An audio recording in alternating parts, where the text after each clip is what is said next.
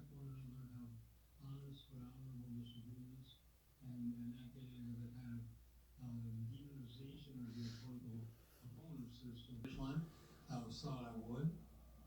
Governor Dayton today told me he plans to move into an apartment in Minneapolis for now. Of course, he officially leaves office on January 7th.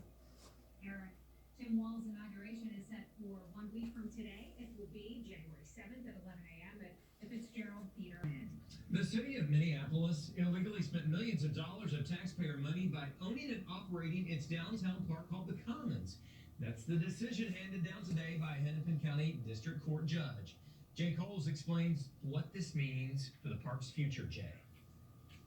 Well, Paul, right now it means the future of the Commons is pretty much up in the air. As part of his ruling, the judge said there will be an injunction, which means the city will be prevented from spending any additional money on the park. Mayor and the city council. Paul Ostro is former president of the Minneapolis City Council. He filed the lawsuit against the city, arguing only the Minneapolis Park Board has the authority to purchase and maintain taxpayer-funded parks under the city charter. That expenditures that have already been made are in violation of that charter, and any future expenditures would be in violation of that charter. The Minneapolis city attorney issued this statement saying, in part, quote, "We believe that the court got it wrong in this case.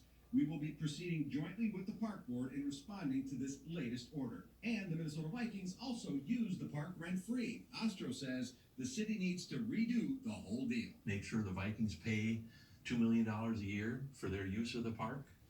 They need to make sure they renegotiate provisions so we can have a restaurant, so we can have music, so we can have events. Right now, that's impossible because of that horrible use agreement.